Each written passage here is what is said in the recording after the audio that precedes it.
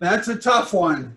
That's a tough one. I'll just get started and say that over the past year or two, there have been a number of conversations about a back to basics type series of demonstrations. And when I became program director, that's something that I really wondered about. And of course, as a new program director, you're always looking for ways to fill spots, and that was one of my goals. But the two main goals of the Back to Basics series are, number one, to help our newer members, or anyone who's a newer turner, or anyone who's a turner who's thinking about joining the club, to have the basics covered, and so they know exactly how to get started. And our demo this morning on spindle turning is so fundamental to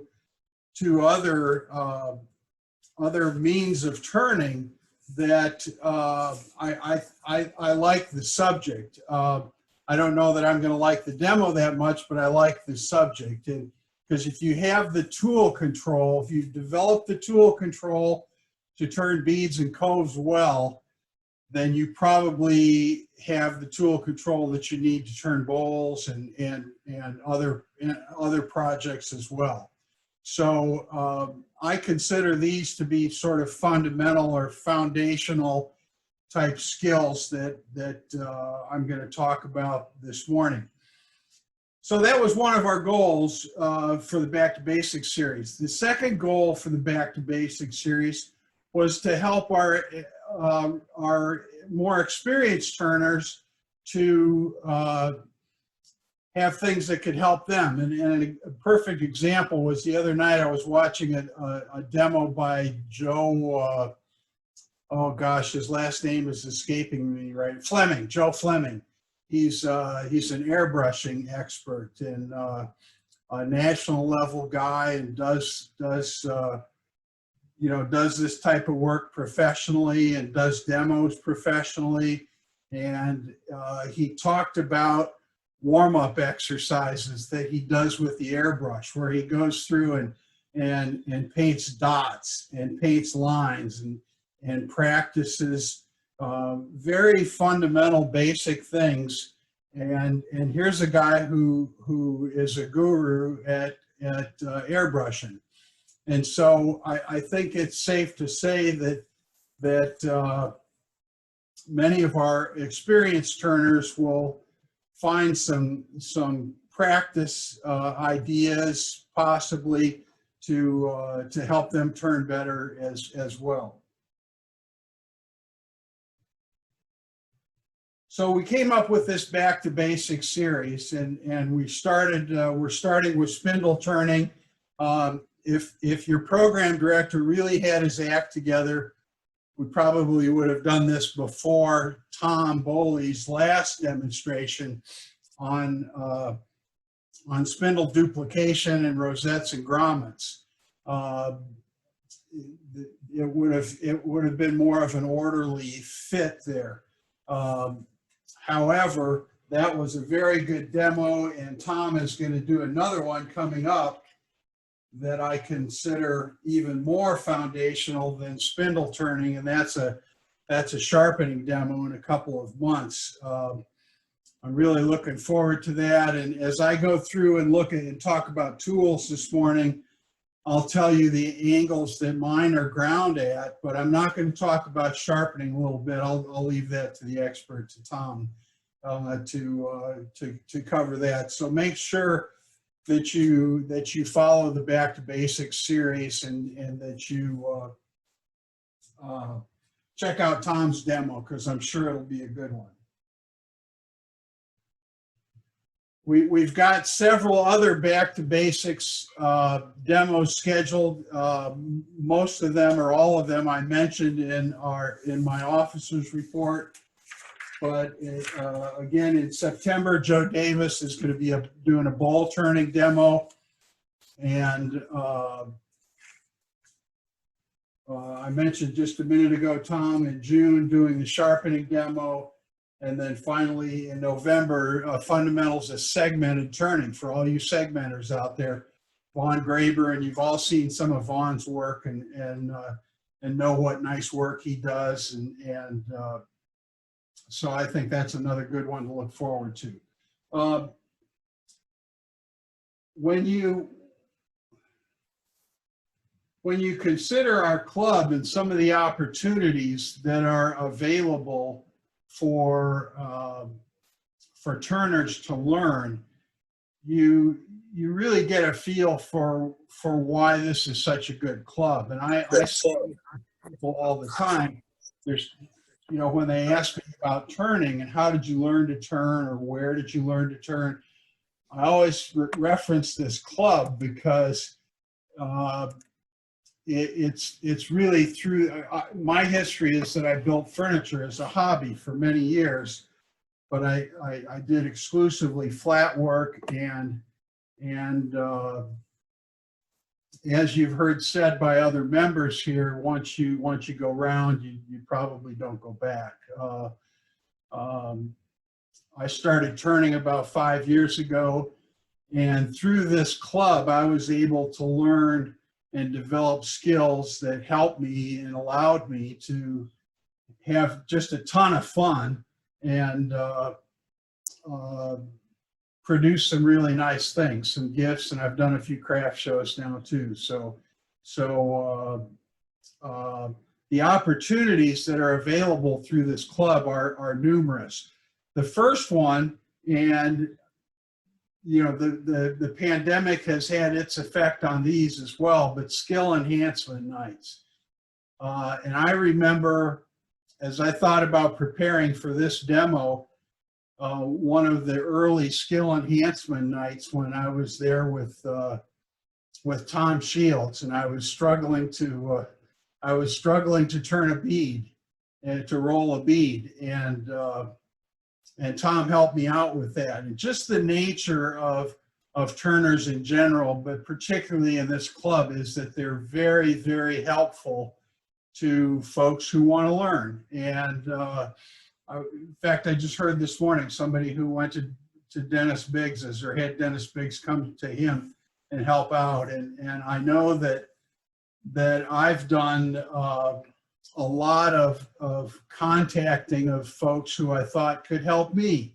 And I think that leads us to one of my points on my demo here, which is don't be afraid to ask. If there's something you don't know or something that you would like to learn to do, or if you're watching show and tell and you see a cool piece that you like and you think, man, it'd be nice to be able to do that, go ahead and email or just call up the person who made it and ask them if they would mind giving you a hand with it. And I will guarantee you that 99% of the time you're going to get a yes.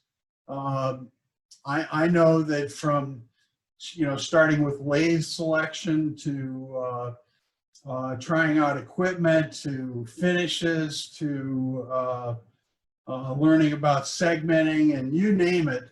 There are so many great turners in this club that will help you out if you just ask. And the last point that I was going to make about the club is about mentoring. And this particular program is not very formal, but it's very easy to find. As I mentioned just a minute ago, it's very easy to find someone to mentor you. I consider a number of the folks in this, not the least of which would be Tom Boley, in this club, that have helped to mentor me as I learned to turn and experience different things and have some direction to what I'm doing. So take advantage of this club. It's a great opportunity. I've been involved with lots of clubs, and bicycling clubs and dog clubs and tennis clubs and you name it, and just about any kind of club you can imagine. And I've yet to see one that is from a teaching standpoint and a helping people develop standpoint, as helpful and and just as good at developing people as this club is. So I hope that you all will take advantage of those things. All right, let's get on to spindle turning and do some work here. Some of you may know or may not know that by trade I was a coach, and I was a college tennis coach, and during my entire working career, that's what I did, was to help. One of the parts of that was to help people develop physical skills of hitting a tennis ball. And a lot of things are very similar here. There is an article that I would show you called The Scales and Chords of Spindle Turning, and it's by Kip Christensen. I don't know if you can see that on the screen or not. This was published in the AAW American Woodturner magazine, and this is February 2017. And in this article, Mr. Christensen compares learning the physical skill of turning to that of being a musician or being an athlete or whatever, and developing physical skills. So you get better at turning by turning. And I know there are lots of folks who like to watch videos, myself included, but I always remember my first big tennis job was at a fairly nice country club, and on Wednesday afternoon was men's afternoon, and all the guys would come out and gather around and play and have a great time. And then after they got done, they'd all go to the clubhouse and have a beer. And it always amazed me how much better the tennis was in the clubhouse than it was out on the courts earlier in the afternoon. So to say that you get better at turning by turning is just another example of that. These were all great guys, many of them good friends of mine, and some of them were very good players. But you've got to have the skills to back it up. Got to have the skills to back it up. And if you read that article by Kip Christensen, that will give you a very good foundation. Time spent at the lathe is number one. I know when I come out to my shop, I've come out here hundreds of times with the idea of cleaning and organizing, and I almost always end up turning. I'm just sort of drawn to it, and the amount of time that you spend in this position in front of the lathe, with the lathe turned on and a tool in your hand and actually turning, is going to do more to determine how good of a turner you are than just about anything that I can think of. So get on the lathe, start practicing. I'll show you some things as I go through here and demonstrate some of these cuts that you can do that are not just boring drills. I know from my work with tennis players that repetitive drilling very quickly, the fun goes out of that, and you're quickly looking for something more interesting and something a little more live, and to translate that to wood turning, I would say that we tend to look for finished pieces. We look for things that are done, that are completed, that we can give away or we can sell or just keep to look at. And And that's one thing that really doesn't get produced very much here, are finished pieces. The wood I'm going to use today is poplar. Ray, is it possible to show that board right now? I made a trip to Roberson's in Silver Lake a few weeks ago, as I have done before. And there is a, if you can turn to the side just a little bit, you can see the big piece of poplar on my chop saw. It's about 6 feet long, maybe 7, and 3 inches thick, and 6 or 7 inches wide. And I bought this piece of poplar, and it'll last me a couple of years. I bought it specifically to have blanks for this demo, but if you look at the blank that's mounted on my lathe right now, and I'll wait for Ray to change the camera here so you can see this. This is a piece that came out of that board. The exact length doesn't really matter. I think this one is about 10 inches long, and it could be 8 inches, it could be 12 inches. It really doesn't matter that much. But poplar is one of the softer of the hardwoods, and it turns really nicely, and it's less expensive than other hardwoods, and you can find it in a 3-inch thick blank. I know at Roberson's, and I'm sure at other places as well. So I think it's a good idea to get yourself some wood like this to practice with, because the wood that we all have laying around our shop is stuff that we've found from a tree at Grandpa's house, or it's a blank that we won in the auction that we're saving for a special occasion or whatever. And this poplar makes really, really good practice wood.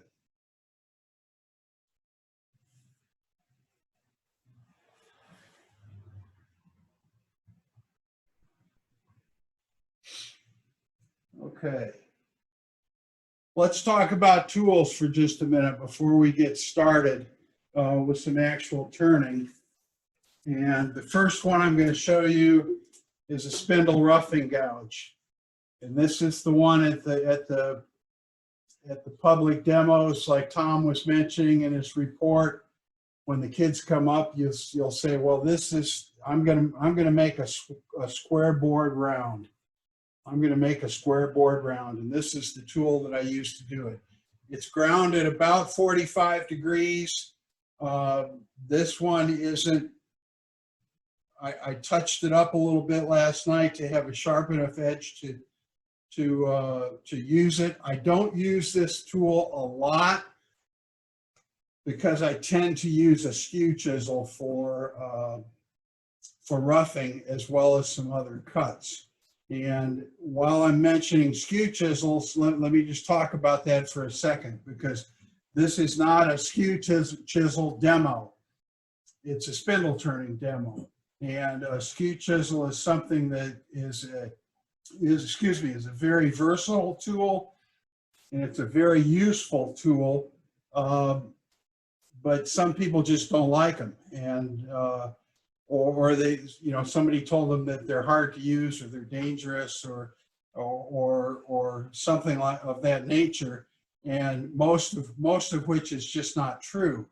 And like anything else, if you're going to learn to use a skew chisel, you have to use its skew chisel. And if you're a little bit afraid of it, that's okay. There's ways to overcome that. We had a demonstrator, Alan Lacer, who was out at Tom's shop a couple years back, and he's a skew chisel expert, and most of what I learned about skew chisels I learned through him or through skill enhancement sessions also at Tom's.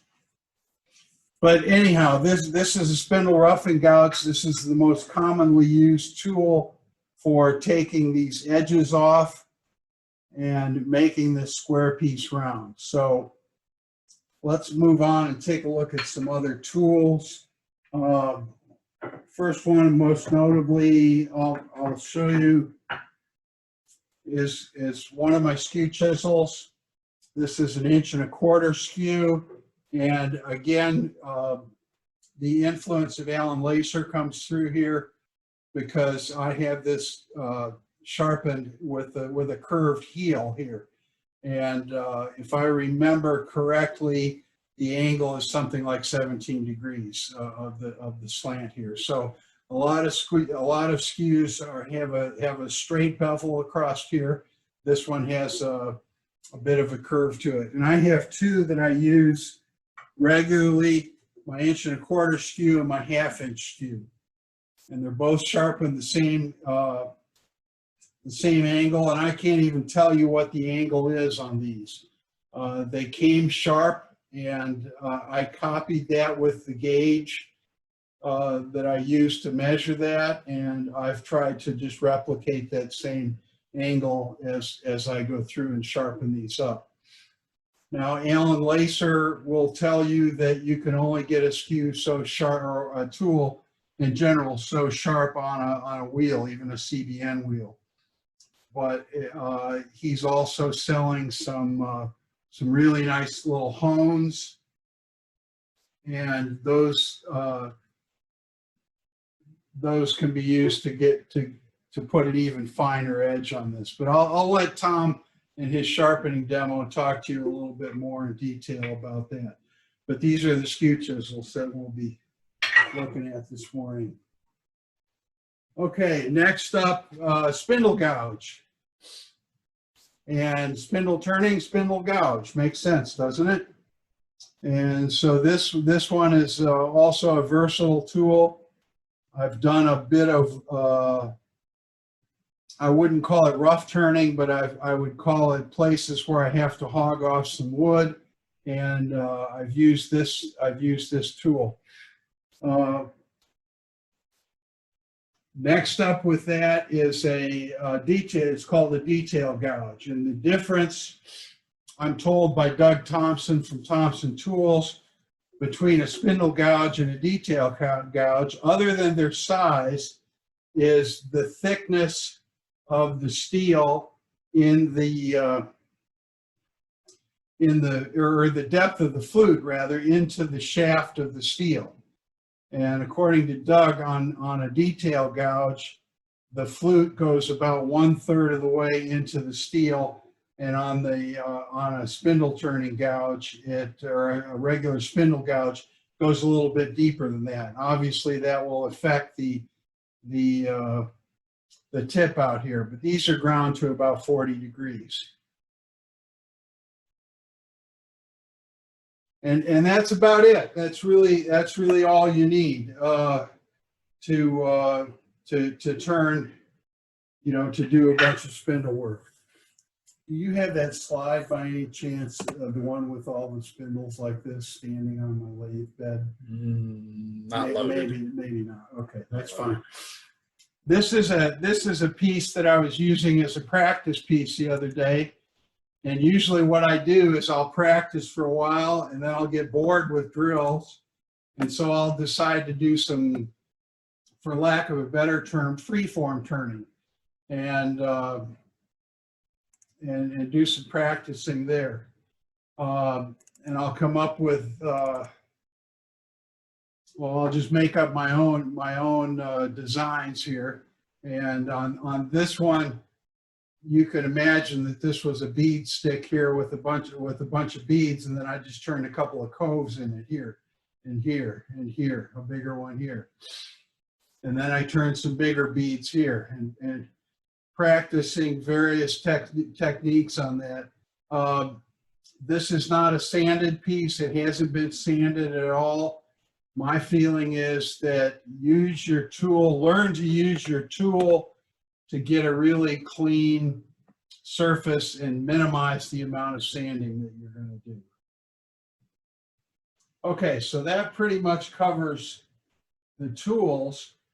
let's take a look at, let's start turning and take a look at some of the cuts. And here we have it today. We have a turning demo with 10 or 15 minutes worth of actual turning and lots of talking. So anyhow, let's get started with some turning. Safety, I haven't touched on, but I always wear a mask, and I've got hearing protection and a respirator real close by here in case I'm doing something that requires that. When I do get to standing, I always put that respirator on. This nice dust collector that you see in the background is rather noisy. I have a garage shop, as evidenced by the garage door behind me. So there's a lot of noise, and you could imagine if I'm hollowing something and I have a compressor going and the dust collector going, it gets pretty noisy in here. So I'll keep the hearing protection close by as well. All right, so I'm not sure what the microphone situation is going to be, if you're going to be able to hear me when this mask goes down. But what I'm going to do next is I'm just going to use my spindle gouge, and then I'll come back with my skew and just knock some of the corners off of this. And so this is a blank, again, that's cut out of that board. Cut like any one of these blanks, and I used a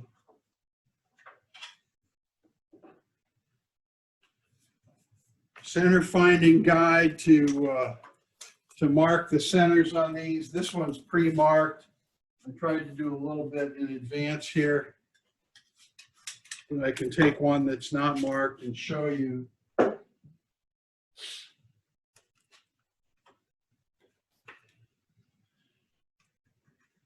I just mark an X in the middle, and it oftentimes is helpful. These are pretty close to square, but you'll find out when they're not square perfectly, you'll get two lines, two parallel lines like that. Oops, sorry. You'll get two parallel lines like that, and it's close enough that you can find the center of the wood. Well, that one turned out to be the same line, so in that direction it's pretty square. But it's not a perfectly square block of wood, so I'm just going to take my awl, place it halfway in between those lines, and just make a little indentation in there, just to make that easier to go between centers on my lathe. And if I do both ends of that, this piece that's on the lathe has already been prepared like that. So you don't have to watch me do it again. I'm gonna, once I get this in here and secured, which I've done already and checked this several times to make sure everything is clamped down nice and tight, I'll spin the piece to make sure I've got clearance on my tool rest. And I do, I've got about, 3/16 of an inch, maybe a hair more there. I'll get a little bit closer, but that doesn't have to be exact. You don't want a gap in here where you've got a lot of tool hanging over the tool rest. You want a fairly small gap, but the exact size of it's not critical. Whether Question, Steve? it doesn't make any Just a difference. question. Go ahead. Yeah, would you talk a little bit about the kind of drive centers you like? Yes, I will. When Alan Lacer was here, I purchased one of these, which is called the Safety Center. And I've been told that you can see by the dust in it that I don't use this a lot, but I've been told that you could take a file and cut a groove cut maybe 3 grooves into this at 120 degrees apart as you go around the perimeter of that. And then it's also got a point in it that's spring loaded. and I believe it's called a safety center. And what it will do is when the piece is loaded into this, is if there's too much resistance against it, it'll just spin. And so therefore the term safety center. What I like to use is just a regular four prong center that you can see on here now.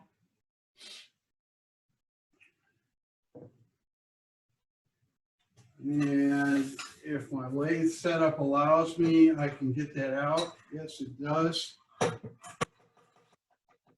When you do this, always grab it by the sides. This falls under the category, don't ask me how I know better than that, because if you put your hand out here and you have those sharp edges coming out, obviously bad things can happen. So here's my four-prong drive that I like to use the most. I've got regular drive center that came with my lathe in the tail stock. We mentioned Joe Davis's demo a while back, and he did one on off-center turning. And this center is called, I believe it's called a STEB center, S-T-E-B. And it's very handy. It's got a spring-loaded point in the middle, and it's very handy for off-center turning. And that would replace my standard live center here. Okay, does that answer your question? Good. Okay. So we're back to this piece.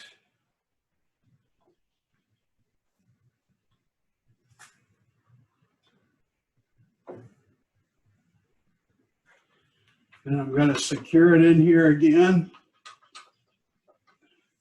Make sure everything's nice and snug. Rotate the piece, make sure I've got clearance for my tool rest. And as long as I do, then I'm going to start my lathe. This is a variable speed lathe, so I'll turn the power on, and then I'll bring the speed up with the speed knob. And the rattling that we hear is my knockout bar, which I left in there, and that's probably not a good thing.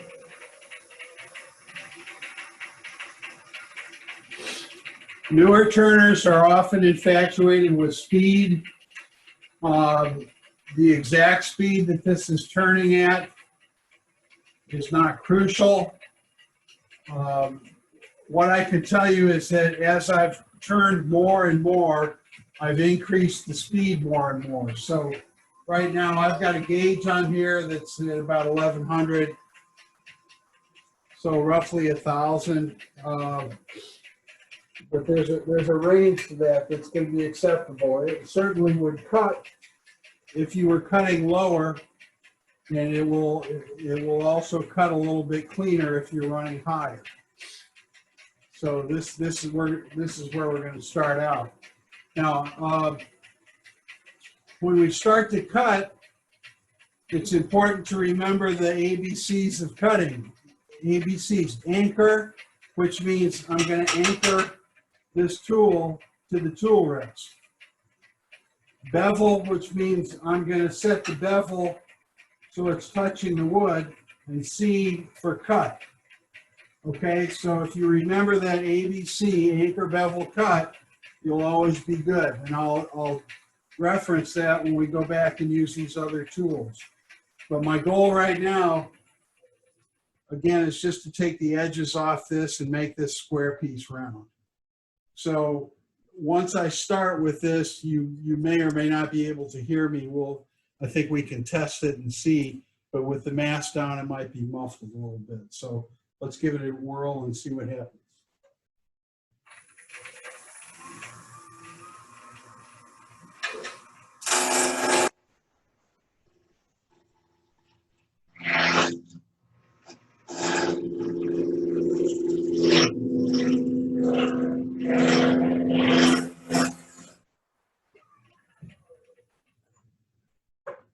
one thing I didn't mention is stance and how to hold your tool. I like to get a nice wide base stance, at least shoulder width apart, maybe a little bit more. And then I like to tuck this tool. I'm left-handed, so my left hand is going to be back here on the shaft or the at the end of the handle. My right hand is up here by the tool rest, but I've tucked this tool into my side so that when I start to move my tool down the piece of wood, I'm moving it not with my arms, but with my legs. So I'm really just shifting my weight from my left foot here to my right foot here, and I'm just shifting back and forth, and it gives me a lot greater tool control.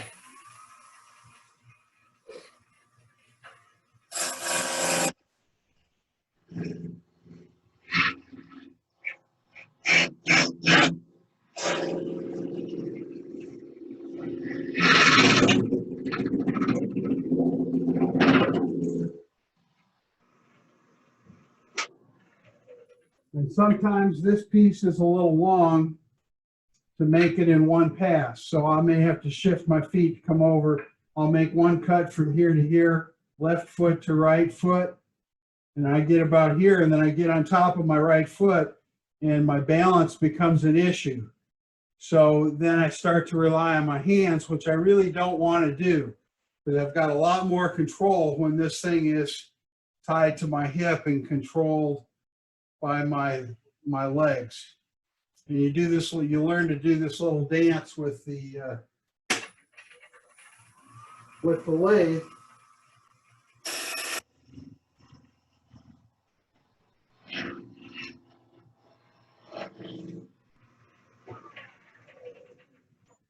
And that's this roughing with the spindle gouge. Now I said we were going to rough with a skew, and I'd like to do that right now. And the way I'm going to do this is anchor. I'm going to put my skew chisel on the tool rest and anchor it down solidly. Bevel, I'm going to bring that bevel in close to the wood. And this is going to be really a scraping cut. And so it'll work something like this.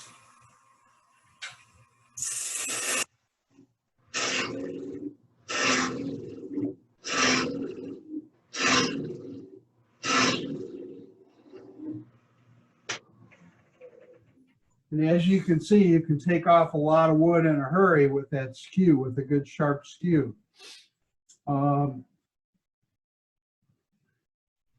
This goes back to the Alan Lacer demo. I remember him saying in and up. So as you're inserting the tool into the wood, I'm always moving in that direction.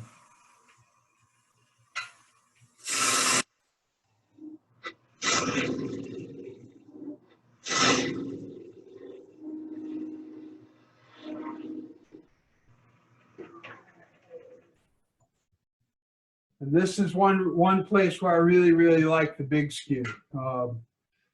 I call them the big skew and the little skew. This again is 1.25 inches. I like it because it's got a little bit longer flat on it, and the flat is about 3/4 inch long before it starts to drop off on that curve portion of the blade.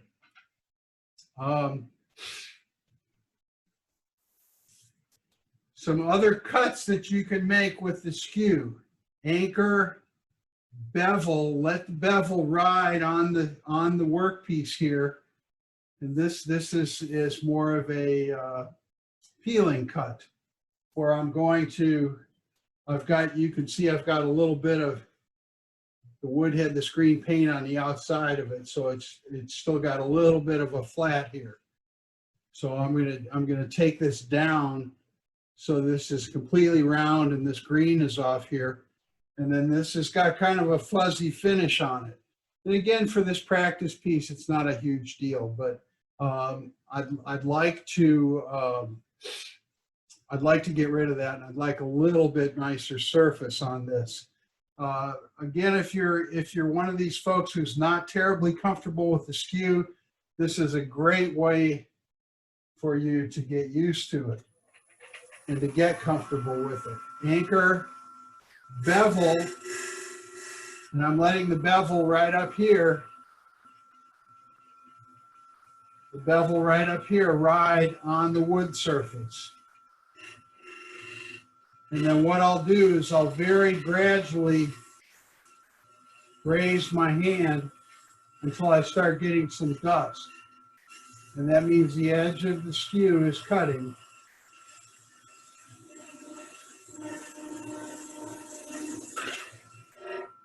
And you can tell by the shavings that are coming off this really fine dust. And then of course just by touching this, you can see that you've got a much smoother surface. So for finishing type of cuts, if this were a piece that I wanted to keep and I wanted to finish this off smoothly, a skew is a really good tool for doing that. Now let me get the rest of that green paint off of there. Anchor, bevel, cut.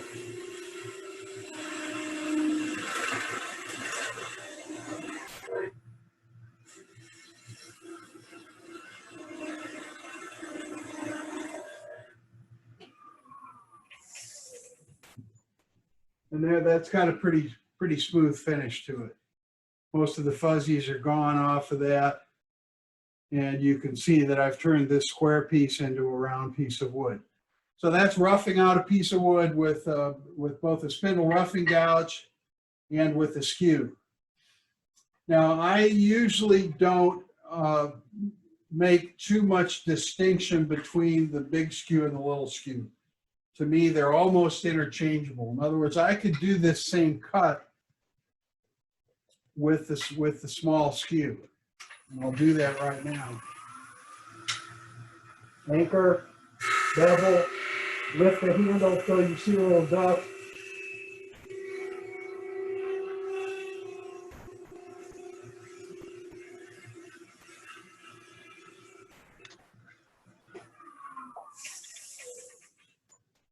And I think I did a little better job of sharpening on the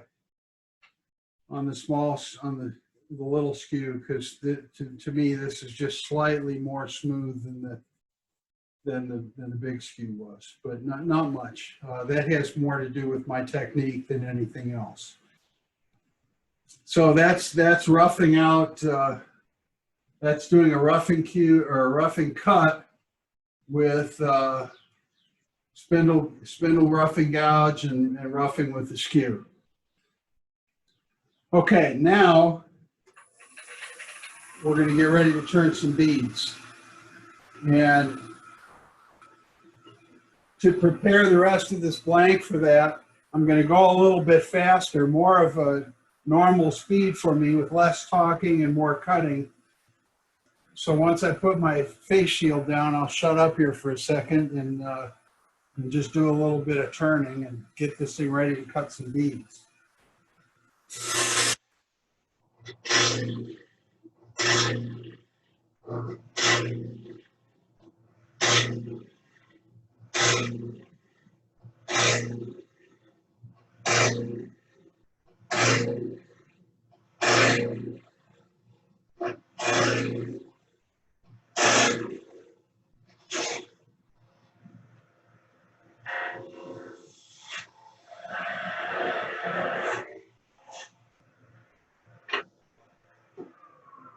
Now it is time for an adjustment, and I talked about this gap between the tool rest and the workpiece, and it's getting a little big right now. I guess every one of us has to learn what we're comfortable with and what's good and what's right. For me, I just don't like when that gets to be 3/4 of an inch or more. That's probably too much. I just don't like to have that much of the tool hanging over the handle. And with this peeling cut with the skew, I like to have my tool rest up just slightly above center. So I can lay this almost flat on the tool rest, anchor, rub the bevel, lift my handle till I see some dust and a point along this curve touches on the wood, and then I can start to slide it along. Anchor, bevel, go.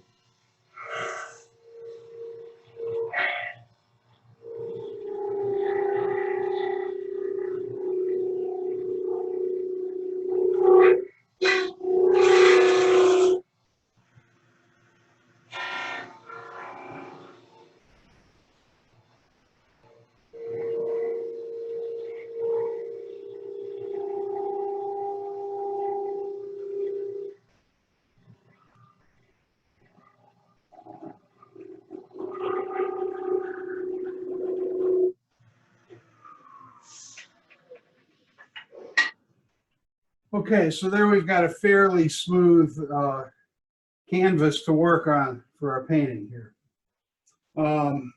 Grab a pencil and let's get started with some beads. And again, there are multiple tools that you can use for cutting beads. A skew is one of them, and a spindle gouge is another one. One thing I'll show you about the skews, if you'll notice, one side of this is flat. This side, the top side with the long point, is flat. The bottom side with the short point is rounded. And the reason for that is to be able to make it easier to roll that bead when you're roll that skew rather the your tool rest when you're rolling a bead. That's why you see this rounded edge on the skew chisel. And I'm pretty sure the little one will be the same way. Yeah. Flat on this side, on the top edge, on the long point, and curved on this edge on the short point.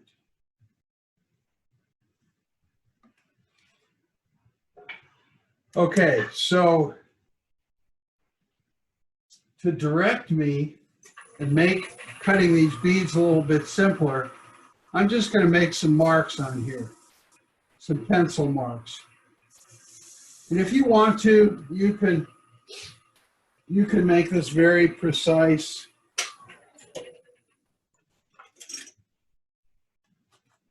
You can come along and measure these, and let's see, that's about 5/8 of an inch.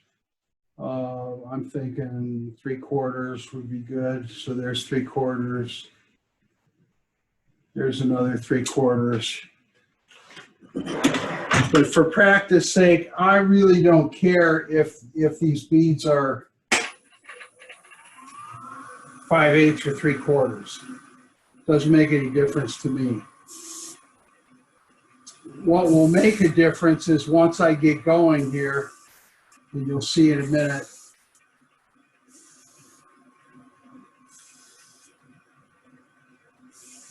how they look.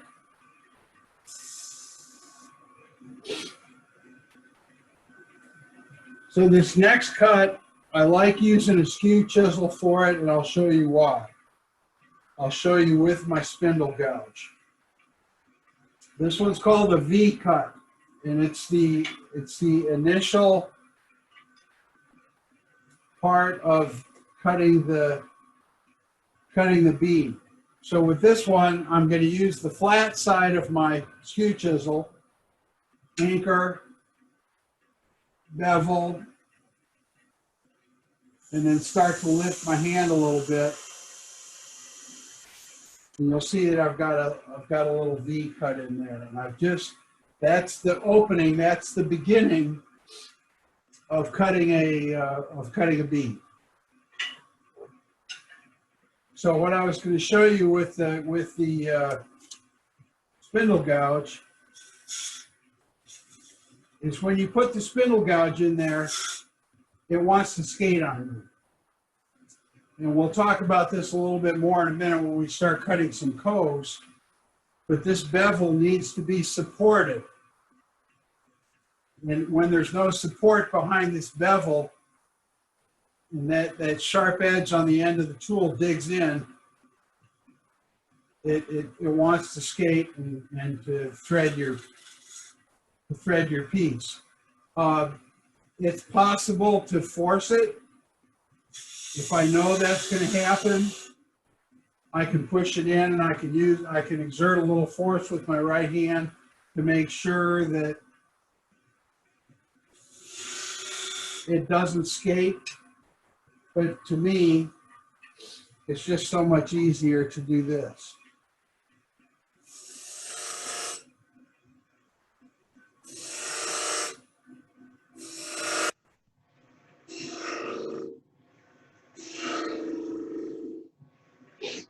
And again, remember the beginning of the demo where I talked about tool control. That's what we're trying to develop here, is tool control and the ability to make your tool do what you want it to.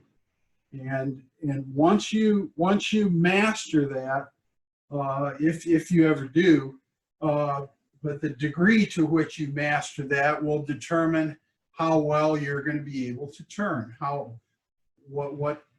what things you can make and what things you can't. And so when we start these beads, we'll come along and make this little V cut.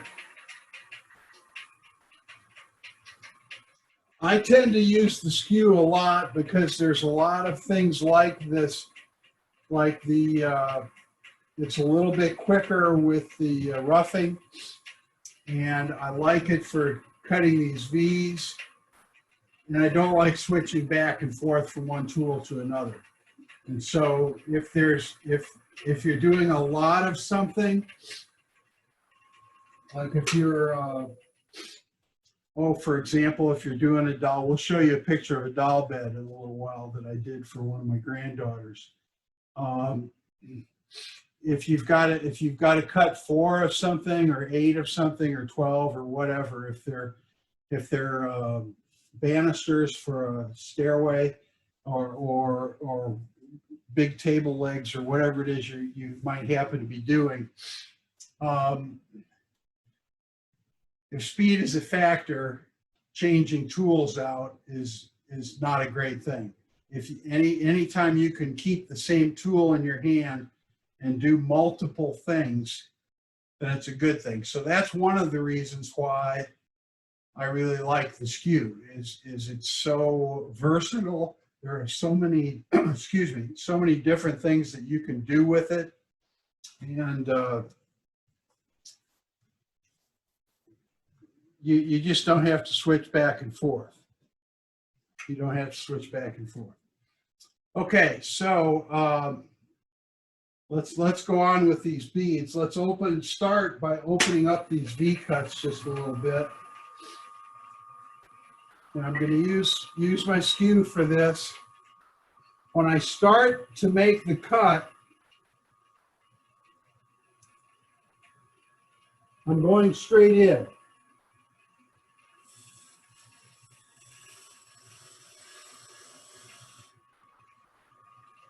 And you can see where I started to cut on this particular piece here. I'll mark it so it's a little easier to tell. So what I'm going to do to open up this V just a little bit and start this bead is I'm going to swing my tool out just a hair. Because what I'm going to want is I'm going to want to cut in the direction that this bevel is pointed. And if it's pointed straight in, it's the wrong angle. So I'm going to take it and start my cut, turn this, go in, open the bead.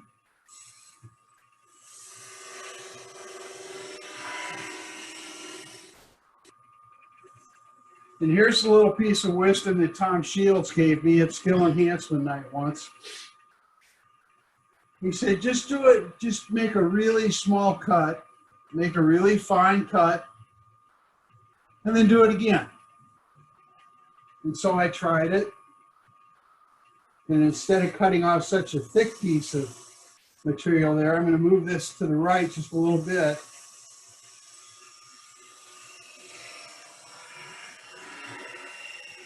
Swing the tool a little bit to my left, and I quickly find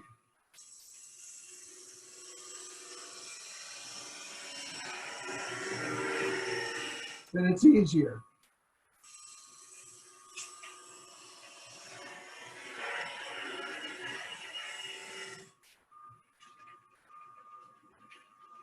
So if you have a little imagination here, you can almost start to see this bead starting to form. Although right now it's a straight line. So I've gone from this one to this one to this one, just opening up the V cut on the left side of the cut. Now what I'm going to do is come back and open up the V cut on the right side of the cut. And I told you all earlier that I was left-handed. I'll try to do these right-handed. Now, we all have a dominant side, and we all have a side we prefer to turn with. I can tell you, and most of you who are more experienced are going to know this, that sooner or later, you're going to find the cut where you need to get over on this side.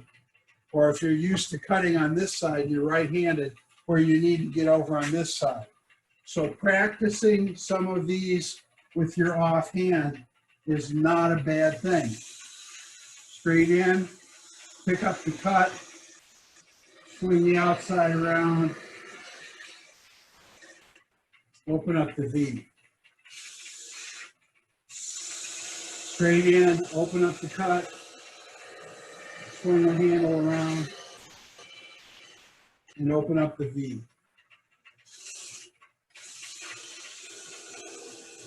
Pick up the cut, swing my handle around, open up the V. Okay, you can see that I'm definitely not as steady going that way as I am left-handed. But the only way you get that is to do it. So come in here, that's why these bead sticks are perfect practice for you, because it gives you an opportunity to do this in a controlled environment. You're really not going to waste much wood. You're going to waste this piece of wood, which is not an expensive piece of wood.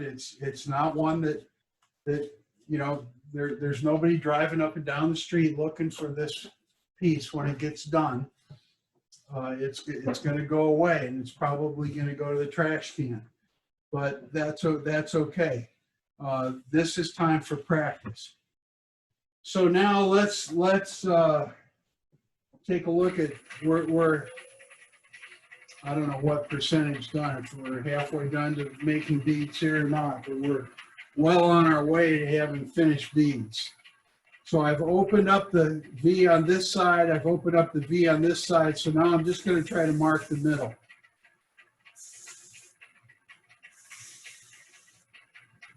With these three. And I'm going to start with these, let's do these three with the skew. Now I do like the little skew for these smaller beads. What I'm going to do is follow my ABCs: anchor, bevel, let the bevel ride on there, lift my handle and cut. And I'm going to use Tom Shields' advice. You just take a little cut.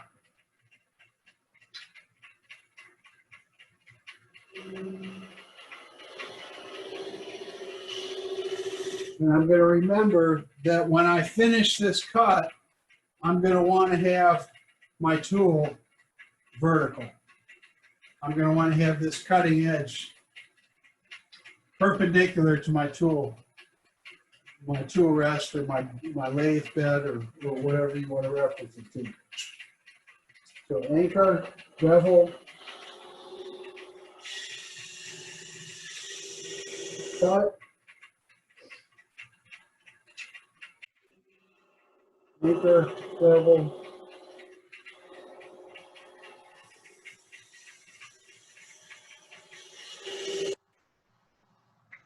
Just roll that bead over like that. And so now I've cut half of a bead on this one, half of a bead on this one. Let's go back and do the same thing on the other side on this third one.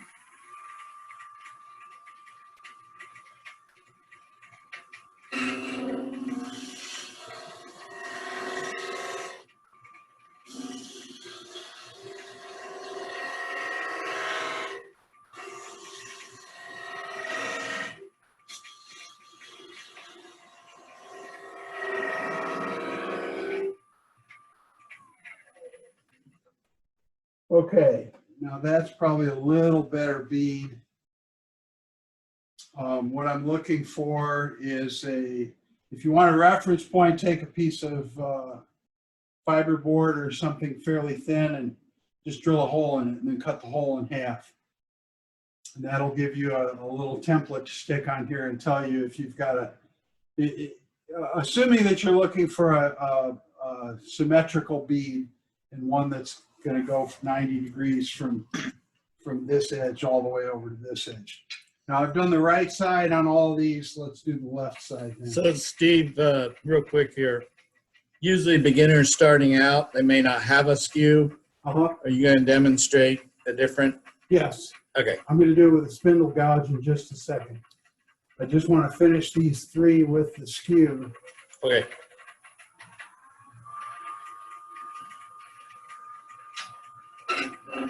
Anchor, bevel, cut, anchor, bevel,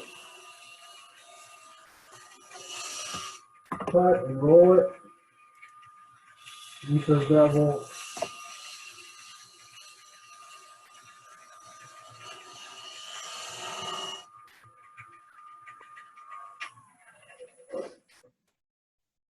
and there you can see a finished bead, not quite a finished bead because it's still got this little ridge right here.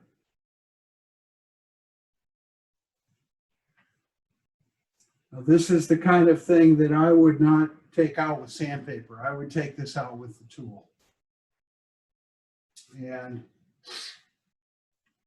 what I'd like to do next is just show you the response to Ray's question is just a different way of turning these beads. And to do that, I'm going to use the spindle gouge.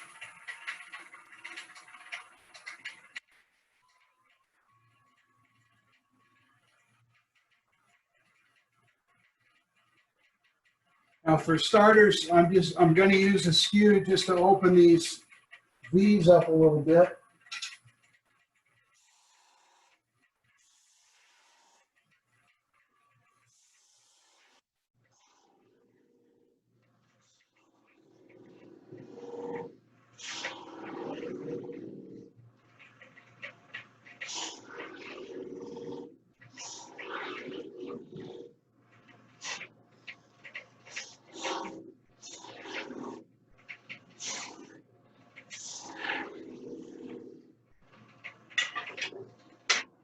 This is using a skew to do that versus a spindle gouge or a detail gouge is personal preference. I like having the skew in my hands. I feel comfortable in what I can do with it. And that's my tool of choice for making this type of a cut. Cutting the beads, personally, I do about half and half. Half of them I do with skews. Half of them I would do with a spindle gouge. The advantage to me to the spindle gouge is it's much faster. I can go a lot faster with it than I can with the skew, and I don't have to be quite as careful to get the same kind of result.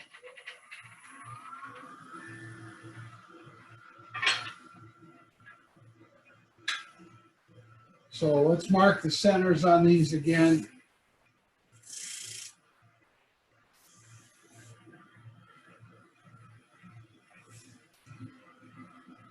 And so you'll start to see some similarities here. Anchor, bevel, lift the handle, and roll the tool.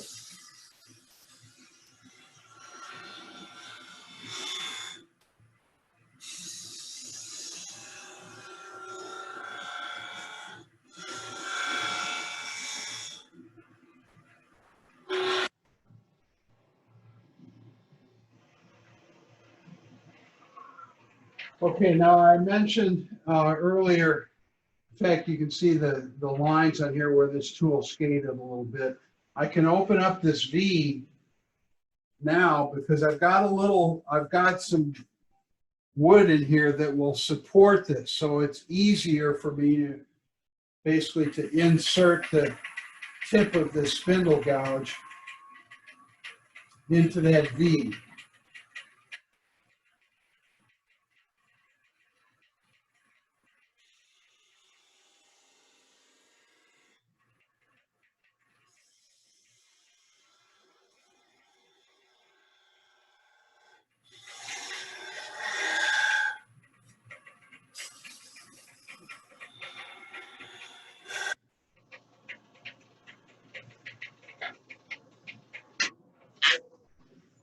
Okay, so there you see that we've got the right-hand side, my right-hand side of these three beads done. And they look similar for sure. Not I wouldn't say identical, but they're similar. I know I remember from Tom's demo last time when he was talking about spindle duplication and also from a skill enhancement comment that I heard once. If you take these spindles off of here and stand them up next to each other, if you turn one of these, you go through and measure it, try to make them real precise, and turn 3/4 inch beads or 1/2 inch beads or whatever, and then do another piece and do the exact same thing and stand them up next to each other, you'll see the differences. And it reminds me of an old coaching saying I used to use all the time, which was, when performance is measured, performance improves. So when I would do that, when I would cut these and try to compare them to see how good they looked, I'm trying to make this one identical to this one, identical to this one. And that's why I talked about drilling the hole through a piece of wood, cutting it in half, and then having a little template that you can stick on here to measure them. When you measure that and then you come back and do another one, the next one's going to be better. It's going to be better. It's just human nature. When performance is measured, performance is improved. And I always use the example of the high school tennis teams. When I was coaching, if you take a group of tennis players out to the track and you say, okay, we're going to run a mile for time, or we're going to run a 400 for time, and you say, here's the start, here's the finish, go. And when they go around the track and they come back and they see who wins, they see who's last, and so on. But then you say, okay, we're going to run another one. And then you pull your clipboard and your stopwatch out. And you say, I'm going to time everybody.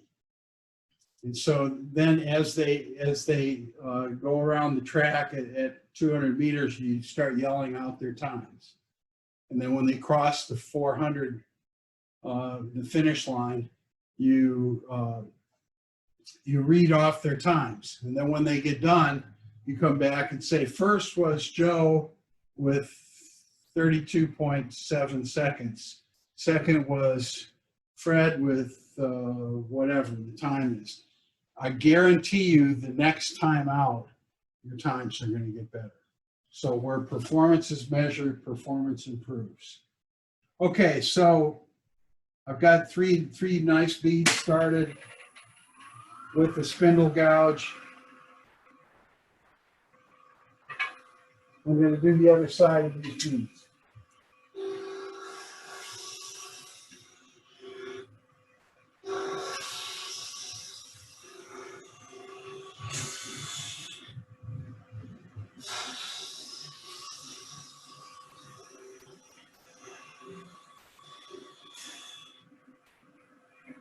And similar to the spindle gouge, or to the skew rather, when I start next to this line that I've drawn in the center of the bead, my tool is in a neutral position.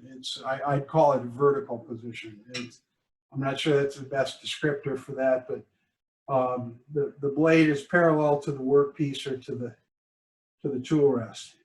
And then what I'm going to do is I'm going to rotate it 90 degrees so that the edge of the tool, when it hits the bottom of the V, is now vertical, and I've got 90 degrees.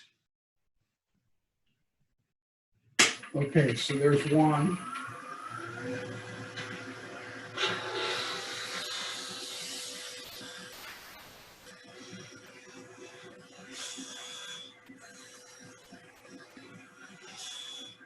Two.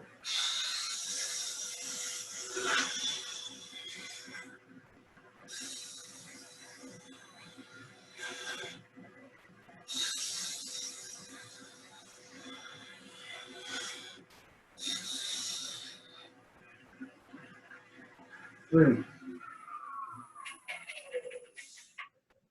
Now, I see a lot of things that I'd like to clean up here. One is, are all these rings that are this flat area that's going around here. This one is a little high right here. So I'm not sure if my center was off or what, but I need to come back and take a little bit more off here, maybe one more pass. The detail is not as sharp as I would like down in the bottom of these in between these beads here, or definitely not here. Your visor's in the way of the top shop. Okay, sorry about that. Okay, so I'd like to have this detail cleaned out a little bit here. And to be honest, it's just really hard for me to do with that tool, with the spindle gouge. So that's one place where I think the skew is great. If you don't have a skew or you want another tool, the detail gouge works pretty well for that. So I'm going to clean up some of these with a detail gouge.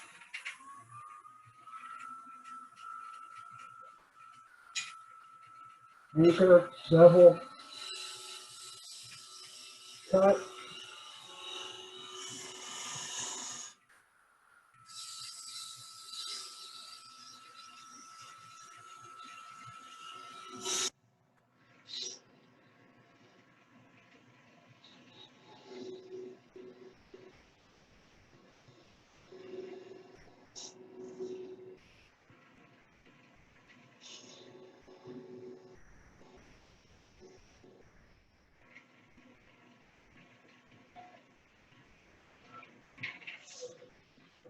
And those may or may not look better.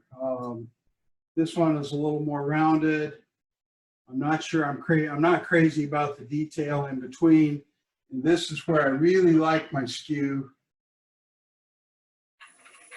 where if I didn't have one, I would be lost, because I'm going to take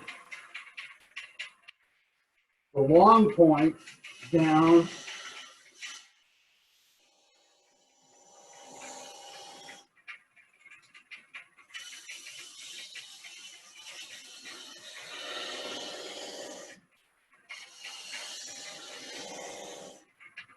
It really doesn't make a huge difference whether you turn with the long point or the short point. I found that it's a little grabbier possibly with the long point, maybe a little easier to get a catch. But if you're going to use a skew, you're going to get catches. And without having a dedicated skew clinic like Alan Lacer would, and show you how catches work. And he was really amazing with that tool. He could show you catches, and he would have designed catches.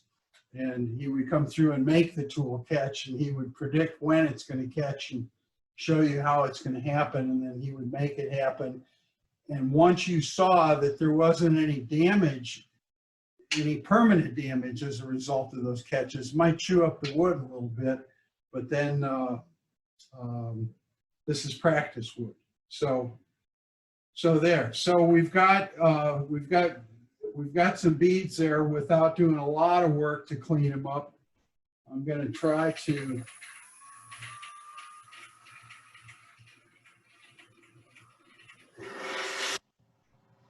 get this a little better before we start on coves.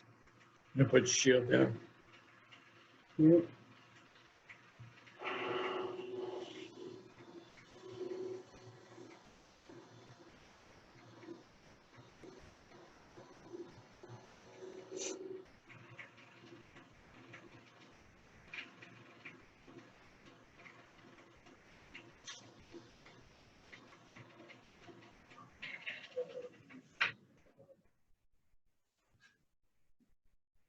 Okay. So now let's move on to coves. Let's move on to cove cuts. That covers our beads pretty well. And you can imagine if we just go on and on and on, we can get a lot of practice in this one piece of wood.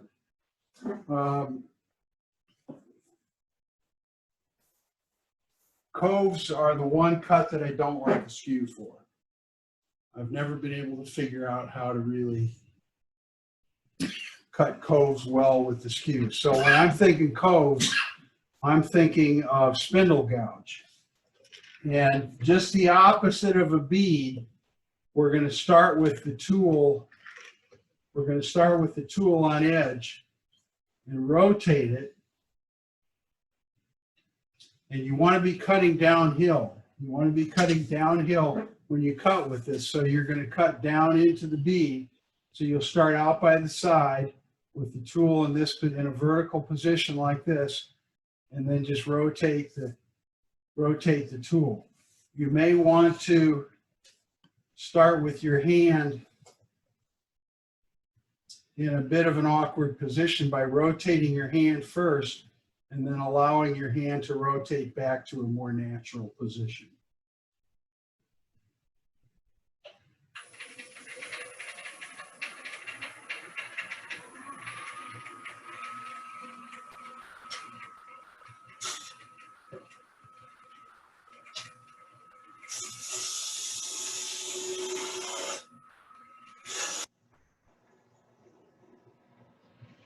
I'm turning this at a bit of an angle here to start the cut, because remember, when I cut it here, there's no wood behind that bevel to hold it, and it wants to skate back. So that's why I'm starting this turn a little bit. So it's a bit of a scraper at that point. Then I'll roll it, start over here. Roll the tool, start over here, roll the tool.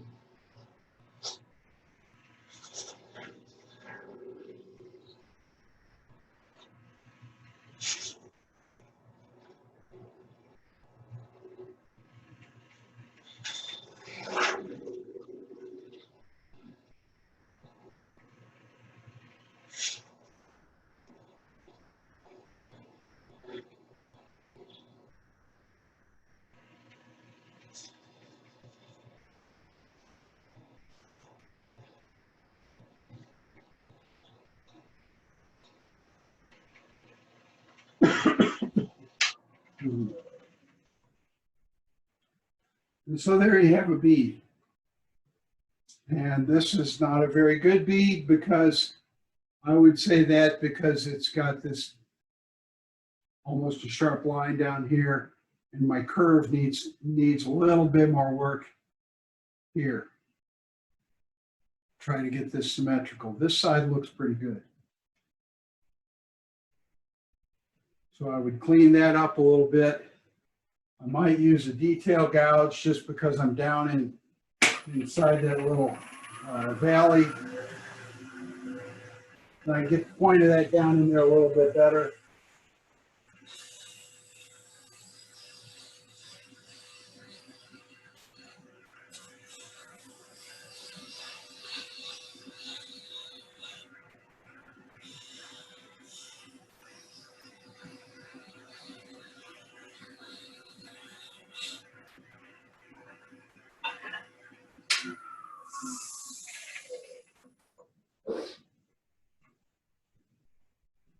And there's a cove.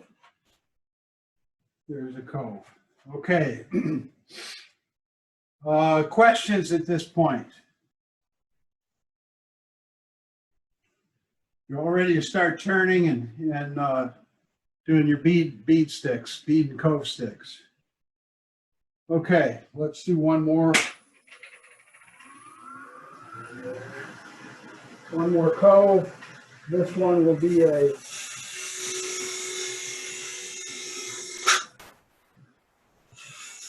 not really a smaller one, but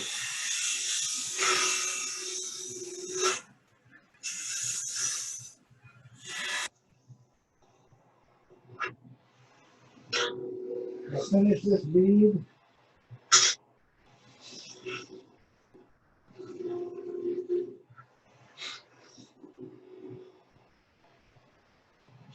And then go right into this cove.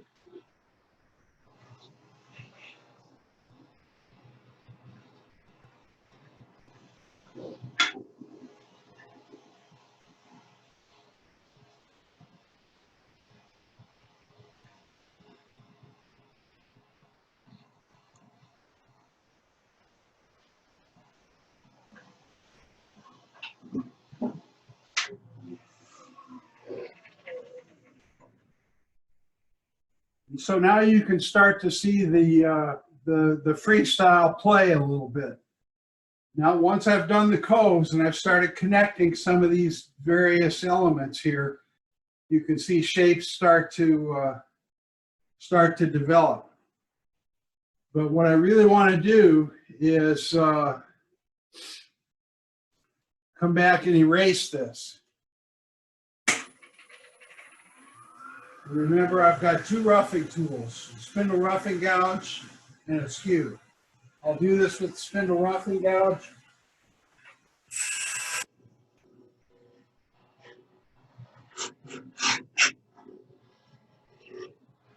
And I'll just do this little section right here. Well, maybe a little bit more.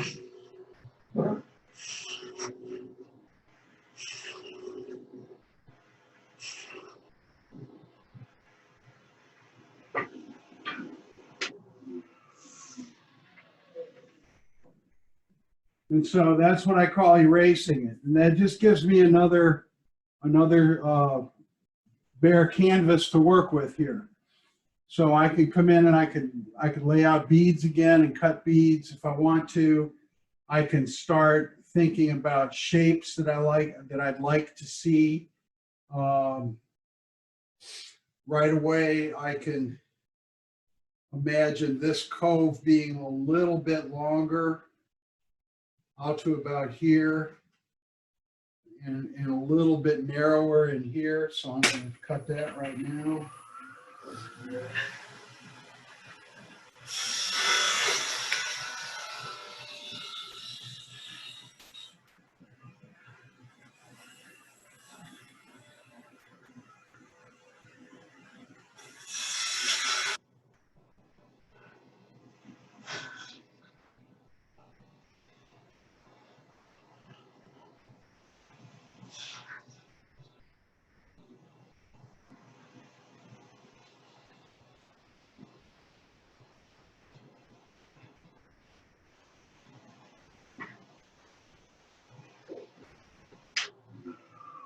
That's a shape that I find somewhat pleasing. So now maybe add a bead to the bottom of that.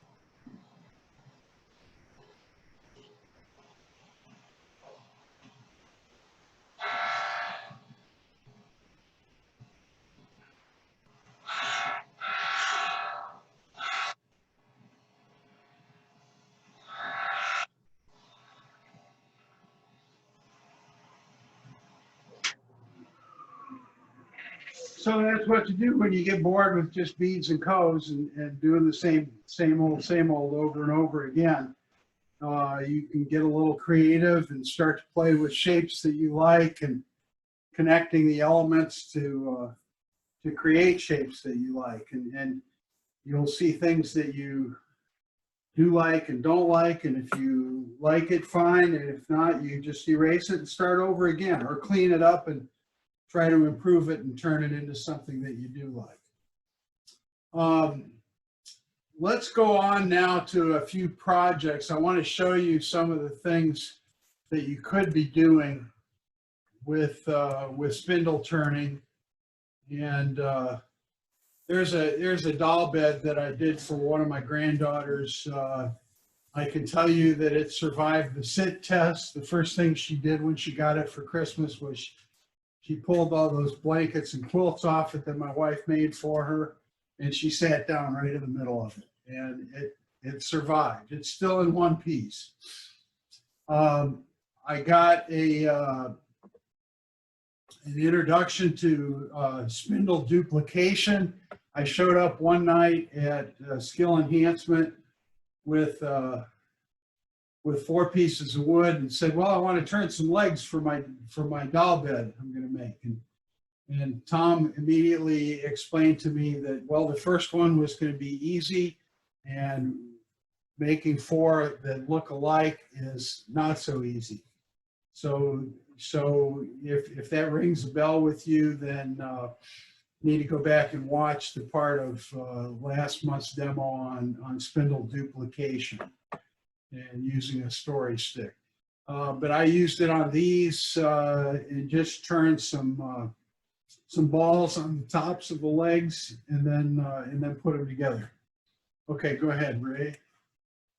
Sorry for that That's all right. way the angle is. There's a little stool that I did in my house. I had some nice curly maple laying around with nothing better to do, so I turned some legs out of that, and can't even remember what the top was made out of, but I had some thick wood, and I stained it a dark color because I thought the contrast looked nice with the curly maple. This is what's called a cheval mirror. If you didn't know that term before, maybe you've learned at least one thing today: a cheval mirror. And it's the mirror itself is about 4 feet tall, and the spindles on the side don't look bad now, but when you put them right next to each other, it's painfully obvious how many differences there are. Some things that you can do on your own that it's the right time of year for it. Tomorrow's Easter, right? So it's time for Easter eggs, and time to make some eggs. And you can do a, I don't know if I have my carton here still or not. Gotta be around here somewhere. Oh, I don't see it, but that's all right. Just make sure to tell them not to eat these. Don't try to cook them. They don't cook very well, but they're great for the Easter egg hunts. Okay, let's see how we're doing on time. We're almost at 11 o'clock, so let's see if there's any questions, and if there's not, we'll wrap it up and call it a day.